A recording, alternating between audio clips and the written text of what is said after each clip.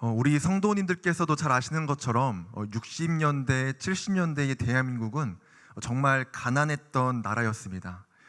저는 경험해보지는 못하였지만 그 시대를 살아보신 우리 성도님들께서는 그때 너무 가난하고 힘들었던 대한민국의 현실을 누구보다 더 잘 아실 것이라 생각합니다. 저는 최근에 한 드라마를 접하면서 그 당시 상황을 조금 간접적으로 보았는데요. 2004년도에 방영했던 영웅시대라는 드라마였습니다. 드라마를 좀 재밌게 보던 중에 좀 짧게 넘겨보던 중에 기억에 남는 한 장면이 있었습니다. 그것은 바로 다 같이 잘 살아보세라는 노래를 부르는 장면이었습니다. 잘 살아보세, 잘 살아보세, 우리도 한번 잘 살아보세. 많이 아시는 것 같습니다. 참 배고프고 가난했던 우리 국민들이 다 같이 잘 살아보자라는 소원이 담겨 있는 노랫말인 것 같습니다. 그렇게 대한민국은요, 어려움 속에서도 한마음 한뜻으로 대한민국의 성장을 기대하며 그 시기를 잘 보냈습니다. 그렇게 어려운 시기가 있었지만 또 그 속에서 많은 사람들에게 베풀며 나누어 주었던 공동체가 있었습니다. 바로 교회 공동체입니다. 목사님들과 성도님들이 함께 자신의 것을 팔아서 더 가난한 자들과 그리고 더 힘들게 살아가는 이웃들에게 나누어 주었던 공동체가 바로 우리 교회 공동체였습니다. 오래된 좀 재밌는 이야기가 있습니다. 어떤 목사님께서 할머니에게 복음을 전하시던 중에 어르신, 예수님 믿으면 구원을 얻습니다 라고 복음을 전하셨습니다. 할머니는 그 소리를 듣고 당장 교회에 나가서 예배를 드리셨다고 합니다. 그런데 몇 주 뒤에 할머니께서 목사님께 이렇게 물어보셨습니다. 목사님, 예수님 믿었는데 구원은 언제 주시나요? 네, 아시는 것처럼 그 당시 구원은 쌀 한 가마니를 살 수 있는 금액이었다고 합니다. 그래서 그 구원이, 예수 그리스도를 믿음으로 얻는 그 구원이 이제 물질적인 구원을 주신다고 착각을 해서 교회를 다니신 것이지요. 목사님께서 약간 당황하셨지만 잘 설명해 드렸고 계속 교회에 나와서 예배를 드리셨다고 합니다. 이렇게 많은 교회들이 이웃에게 사랑을 전하며 선행을 베풀면서 복음을 전할 때에 비록 그 시대는 너무나 어려웠지만 복음 듣기를 원하는 성도들과 그리고 예수님을 믿는 성도들이 정말 많이 늘어났다고 역사적으로 기록이 되어 있습니다. 자신들의 삶은 가난했을지라도 그 마음에는 성경과 말씀으로 그리고 예수님으로 풍성했던 것이죠. 그리고 그런 공동체에 감동했던 사람들이 계속 교회에 모이면서 교회는 사람들로 하여금 칭찬받는 공동체가 되었습니다. 그러나 삶은 가난하여도 마음만은 풍성했던 교회가 한풀 꺾였던 시기가 있습니다. 바로 90년대 들어서면서 국민소득 10,000달러 시대가 되었을 때라고 합니다.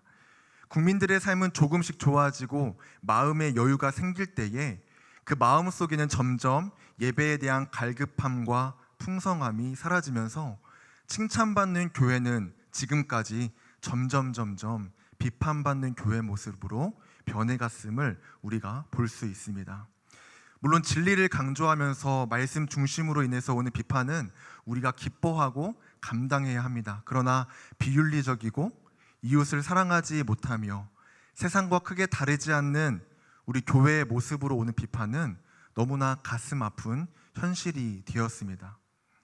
물론 우리의 삶이 가난해야 하는 것은 아닙니다. 무조건 가난해야 말씀으로 풍성할 수 있다는 것은 아닙니다. 그러나 그 부함으로 인하여서, 세상의 풍성함으로 인하여서 가장 중요한 예배의 풍성함을, 말씀으로 인하여 오는 만족함을 놓칠 수 있다는 것에 대해서는 우리가 늘 예민하게 반응할 수 있어야 하는 것입니다. 오늘 말씀을 통하여 다시 한번 예배의 풍성함과 말씀의 만족함을 회복하기 위하여 다짐할 수 있는 시간이 되길 소망합니다. 오늘 우리가 읽은 본문 말씀은요, 너무나도 유명한 오병이어 기적의 말씀입니다. 너무나 익숙한 말씀이지만 그러나 이 말씀은 굉장히 특별한 본문입니다. 왜냐하면 마태, 마가, 누가복음은 우리가 공관복음으로 부르는데요, 서로 관점은 다르지만 70% 이상의 말씀을 서로 공유하며 기록하고 있습니다. 그러나 요한복음과 이 공관복음은 서로 7%에서 8% 정도 아주 적은 내용만 공유가 되어 있다는 것입니다. 그래서 사복음서 모두에 기록되어 있는 이 유일한 기적의 이야기인 오병이어의 말씀은 굉장히 특별한 본문이자 예수 그리스도께서 많은 백성들을 먹이신 것이 왜 그렇게 중요한가라는 것을 오늘 우리에게 알려주는 것입니다. 함께 2절부터 4절의 말씀을 읽겠습니다. 큰 무리가 따르니 이는 병자들에게 행하신 표적을 보았음이러라.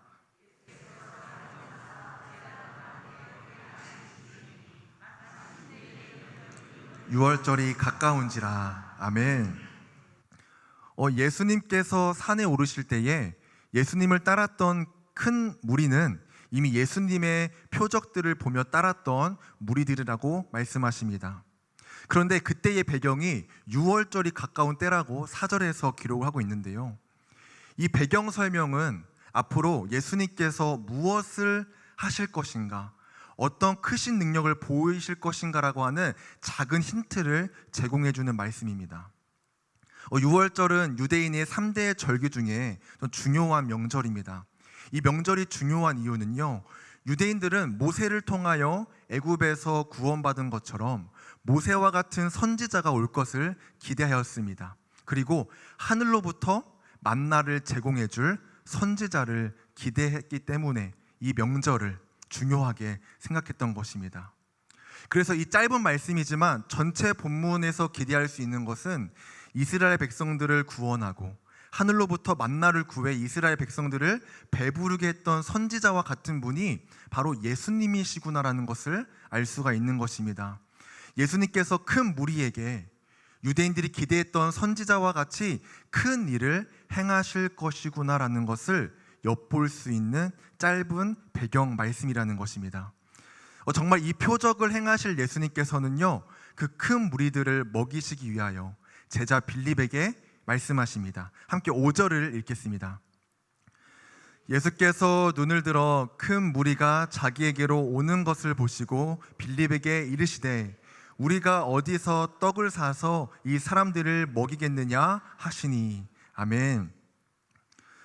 예수님께서는 자기를 보러 온 큰 무리들을 향하여서 요한복음에는 생략되어 있지만 마태복음에서는 무리들 중 병자를 고쳐주셨고 마가복음에서는 그들을 불쌍히 여기셔서 여러 가지를 가르치셨습니다. 누가복음에서는 그들을 영접하셔서 하나님 나라의 일을 이야기하시며 병을 고치셨다라고 기록되어 있습니다. 이렇게 다른 복음서를 통하여서 큰 무리를 불쌍하게 여기신 예수님의 마음을 우리가 알 수 있습니다. 그리고 예수님께서는 그 무리들을 그냥 돌려보내는 것이 아니라 그들을 먹이시고 싶어 하셨습니다. 우리가 하루 일과로 그 일적으로만 본다면 예수님은 그날 하루 할 일을 모두 다 하신 것입니다. 너무나 오랜 시간 말씀하셨고 그들을 가르치셨습니다. 많은 사람들을 고치시면서 분명 지치셨을 것입니다. 동시에 제자들은 어땠을까요? 남자 5,000명이라고 기록되어 있지만 어린아이와 여자까지 모두 포함하면 2만 명 정도 예측할 수 있는 인원을 12명이 분주하게 움직이면서 그 질서를 유지하였을 것입니다. 지금처럼 확성기나 마이크 같은 것들이 없는 상태에서 그 큰 무리들을 안전하게 질서를 유지하게 하는 것은요, 보통 어려운 일이 아니었을 것입니다. 그래서 분명 그들도요, 너무나 큰 지침이 그들에게 있었을 것입니다. 그런데 그런 상태에서 예수님께서 고생했지, 이제 우리 쉬러 가자 라고 말씀하신 것이 아니라 그들에게 먹을 것을 주기 위하여서 빌립에게 말씀하시는 것입니다. 저 사람들 떡을 사서 먹이고 보내야 하지 않겠느냐. 지금으로 말하면 잔업을 조금 해야 되지 않겠느냐. 조금 더 퇴근 시간이 되었지만 조금 더 일을 했으면 좋겠다라고 말씀을 하고 계시는 겁니다. 그러나 이 질문에는 빌립을 향한 하나님의 시험이 있는 질문이었습니다. 6절을 함께 읽겠습니다. 이렇게 말씀하심은 친히 어떻게 하실지를 아시고 빌립을 시험하고자 하심이라. 예수님께서는 친히 어떻게 하실지를 아셨습니다. 이것은 예수님께서 이미 이들을 어떻게 먹이실지 다 계획이 다 있으셨다라는 것입니다. 그러나 빌립을 시험하고자 이 질문을 그에게 던지신 것이죠. 말씀에 있는 이 시험은요, 테스트한다라는 의미보다 드러내다라는 의미에 더 가깝습니다. 즉 예수님의 물음은 빌립의 그 속마음을 드러내시고자 하시는 질문이었던 것입니다. 사람은 마음에 쌓인 말이 자연스럽게 흘러나옵니다. 평소에 사랑을 행하고 그 마음에 사랑이 가득하면 자연스럽게 그 사랑의 언어와 말이 나옵니다. 그러나 평소에 불만과 불평이 가득한 사람은 사랑의 언어로 그것을 가리려고는 할 수 있겠지만 갑작스럽게 나오는 불평과 불만은 막을 수가 없다라는 것입니다. 선한 사람은 마음에 쌓은 선에서 선을 내고 악한 자는 그 쌓은 악에서 악을 내나니 이는 마음에 가득한 것을 입으로 말함이니라 라고 누가복음 6장 45절에서 예수님께서는 말씀하셨습니다. 이처럼 사람은 평소에 자신 마음에 쌓여져 있는 것을 말하기 마련인 것입니다. 지금 빌립의 마음속 가운데 가득 쌓여있는 것이 무엇인가를 예수님께서 시험하시며 드러내고자 하시는 것입니다. 과연 빌립의 마음에 쌓여있는 것은 무엇일까요? 7절입니다. 빌립이 대답하되 각 사람으로 조금씩 받게 할지라도 200데나리온의 떡이 부족하리이다. 아멘. 예수님의 물음에 빌립의 첫 대답은 바로 빠르게 계산한 답을 말하는 것이었습니다. 멀리서 보니까 남자, 여자, 어린아이를 다 포함하니 한 2만 명쯤 좀 되어 보이고 노동자 하루 임금이 1데나리온이니까 이것으로 떡을 사면 한 200데나리온쯤 되겠다라는 그 계산이 빠르게 돌아간 것이죠. 빌립의 마음에는 예수님께서 능히 하실 수 있습니다. 예수님께서 능히 저들을 먹이실 수 있습니다 라는 마음보다는 그 물질의 계산, 즉 자연세계의 수준에서만 생각할 수 있는 인간의 제한적인 마음이 더 컸던 것입니다. 그리고 이 말에는 약간 불만 섞인 말투가 섞여 있습니다. 예수님, 이만큼의 돈 있으십니까? 200데나리온 있으세요? 만일 이게 있다 하더라도 당장 2만 명이 먹을 떡을 어디서 구합니까? 이걸 구하더라도 어디서 이걸 어떻게 가져옵니까? 여러 가지 불만 섞인 말투로 빌립이 이야기를 하고 있는 것입니다. 그 모습을 본 베드로 형제 안드레는요, 그래도 어떻게든 해결 방안을 찾으려고 합니다. 9절입니다. 여기 한 아이가 있어 보리떡 5개와 물고기 2마리를 가지고 있나이다. 그러나 그것이 이 많은 사람에게 얼마나 되겠사옵니까? 아멘. 예수님의 물음에 돈이 없어서 할 수 없다는 자세를 보였던 빌립과 그래도 어떻게든 해결 방안을 찾긴 했지만 이 적은 음식 가지고 어떻게 이 많은 사람들을 먹일 수 있겠습니까? 라고 말했던 안드레를 볼 때 약간은 진취적인 행동을 보인 안드레가 조금은 더 괜찮다라고 생각할 수 있겠습니다. 그러나 이 모습을 통해 우리가 볼 수 있는 것은 이 두 사람 모두, 어쩌면 그 자리에 있던 12제자 모두 예수님의 마음을 정확하게 알지 못했던 것 같습니다. 예수님께서 큰 무리를 먹이시기 위한 것은요, 그들을 향한 긍휼하신 마음 때문입니다. 큰 무리를 먹이시기 위한 것은 나는 하나님의 아들임을, 나의 능력임을 보여주기 위함이 아니라 그들을 향한 불쌍한 마음 때문이었습니다. 만약 제자들이 예수님을 따라다니면서 그분의 긍휼함과 사랑을 배워서, 그래서 그들 마음 가운데 말씀으로 풍성하고 사랑으로 가득했다면 큰 무리를 대하시는 예수님의 마음을 어떻게든 간에 이해하려 했을 것입니다. 또한 큰 무리를 보며 예수님과 함께 그들을 긍휼하게 바라보았을 것입니다. 그러나 그들은 예수님의 여러 기적과 가르침을 통해서 잠깐 흥분하였을지라도 예수님이 누구신지는 여전히 모르고 있었기 때문에 그들은 인간적인 마음이 먼저 앞섰던 것입니다.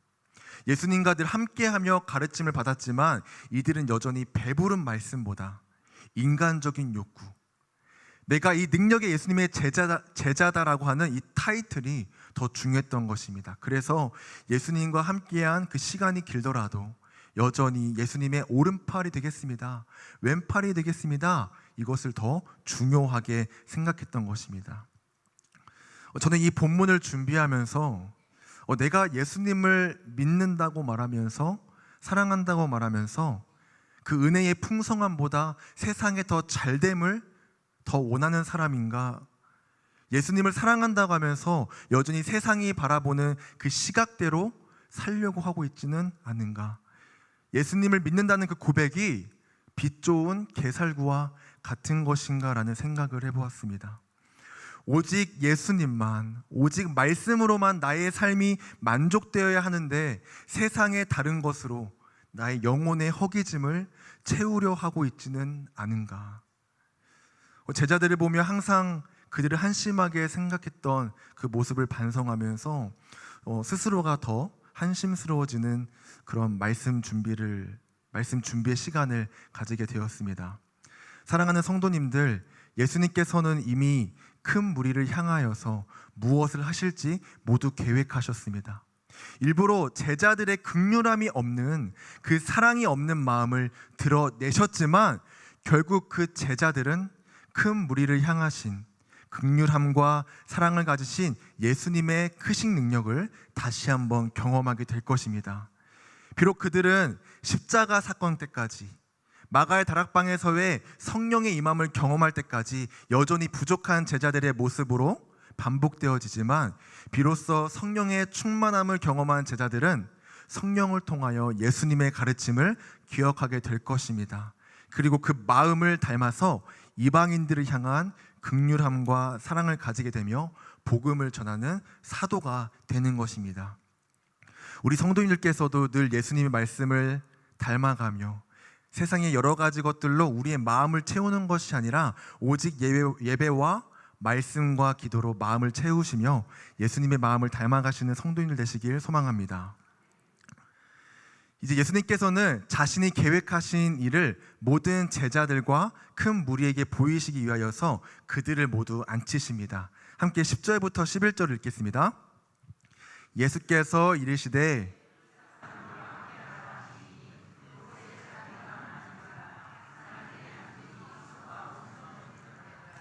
예수께서 떡을 가져 축사하신 후에 앉아있는 자들에게 나눠주시고 물고기도 그렇게 그들의 원대로 주시니라. 아멘. 여기서 앉다라는 것은 앞바다리와 같이 정중하고 또 불편한 자세로 앉게 하는 것이 아닙니다. 그들이 서로 기대어서 아주 편하게 앉아있는 상태를 이야기하는 것입니다.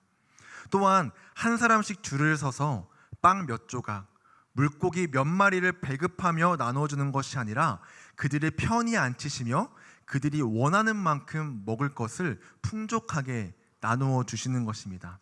이 모습은 마치 예수님께서 최후의 만찬 때 제자들을 초청하셔서 빵과 포도주를 나누어 주신 것처럼 그 무리들을 그 예수 그리스도의 만찬에 초대하듯이 정중히 그들을 대접하시는 것입니다.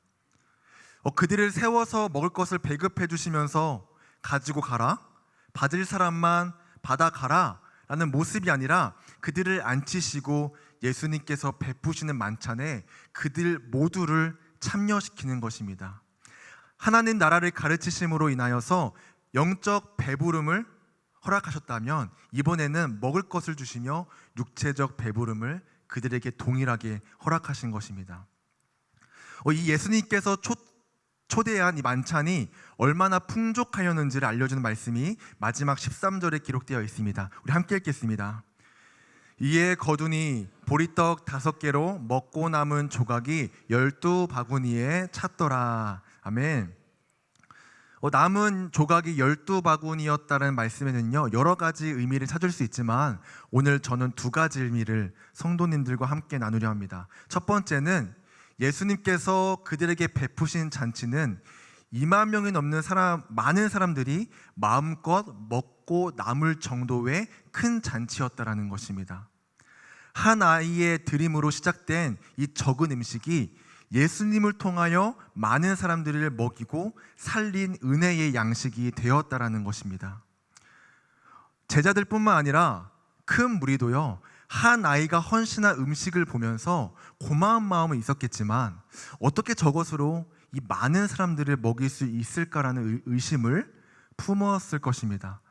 또한 성경을 처음 읽는 사람이 만약 이 본문을 읽는다면 어떻게 보리떡 5개와 물고기 2마리로 이 많은 이 사람들을 먹일 수 있을까라는 의문이 동일하게 들을 것입니다.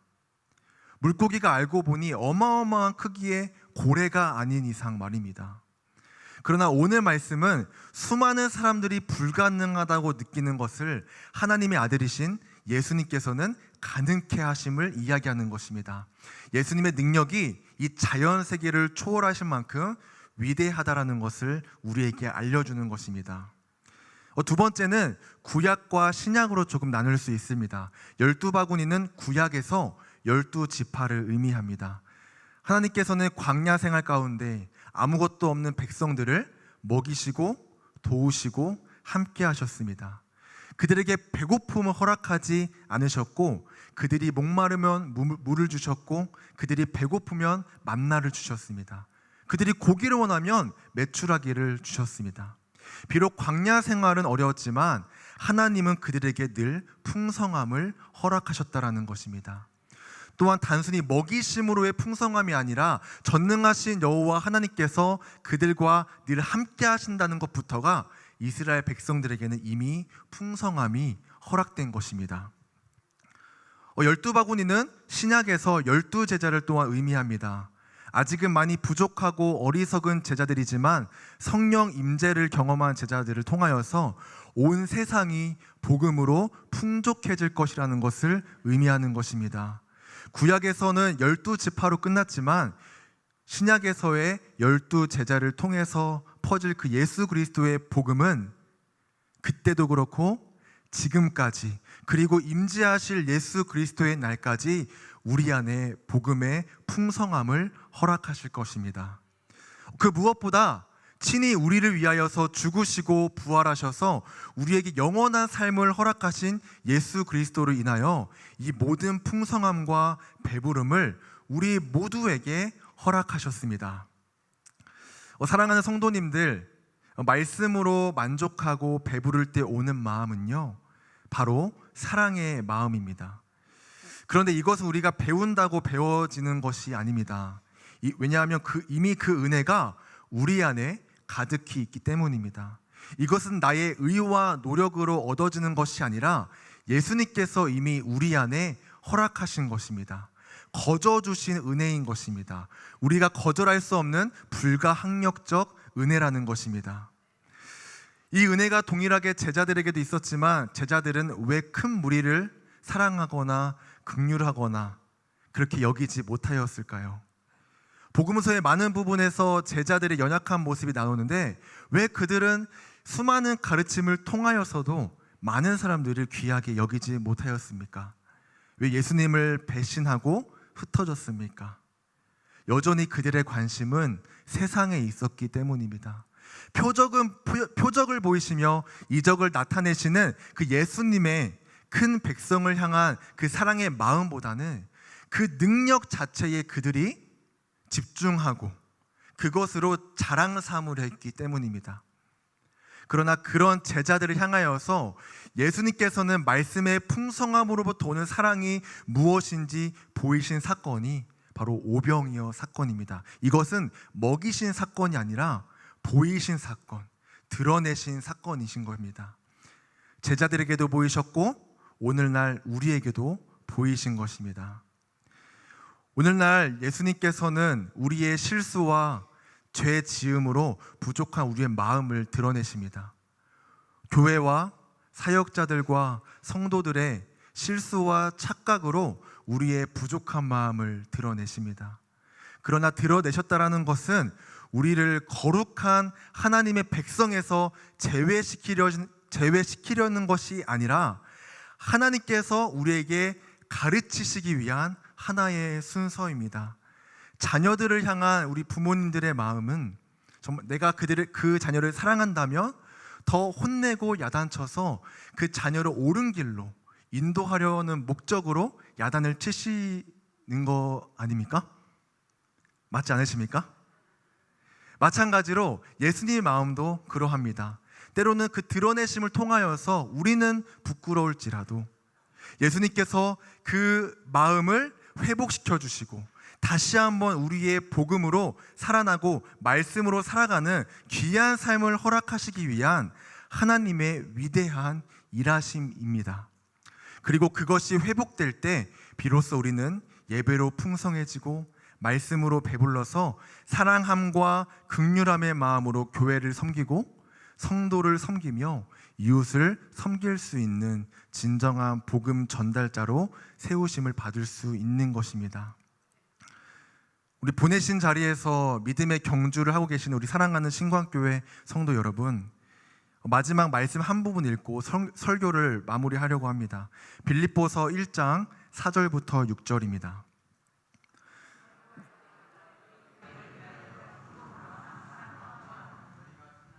빌립보서 1장 4절 6절입니다. 제가 읽겠습니다. 너희가 첫날부터 이제까지 복음을 위한 일에 참여하고 있기 때문이라. 너희 안에서 착한 일을 시작하신 이가 그리스도 예수의 날까지 이루실 줄을 우리가 확신하노라. 아멘. 바울이 로마에서 투옥되어 있을지라도 빌립보 교회를 기뻐하며 하나님께 감사한 이유는 그들이 어려움 속에서도 늘 복음으로 동력하는 공동체였기 때문입니다. 사랑함으로 섬기고 복음의 풍성함을 누구보다도 누렸던 교회였기 때문입니다. 무엇보다 그 착한 일을 시작하신 분이 바로 예수 그리스도, 그 교회 안의 성도들 마음 가운데 예수 그리스도의 사랑이 가득하였기 때문에 이들은 바울에게 칭찬받는 교회가 되었습니다. 우리 신광교회가 이 빌립보 교회처럼 복음으로 동력함으로 하나님께 칭찬받는 교회가 되기를 소망합니다. 모든 성도님들이 예수 그리스도로 풍성해지고 복음으로 배불러져서 내가 먼저 사랑하기 힘쓰고 내가 먼저 긍휼히 여김에 힘쓰는 우리 신광교회 공동체가 되길 간절히 소망합니다. 그럴 때에 하나님께서 우리의 부족함을 드러내시는 것이 아니라 그것을 고쳐내셔서 우리의 사랑을 드러내실 줄 또한 믿습니다.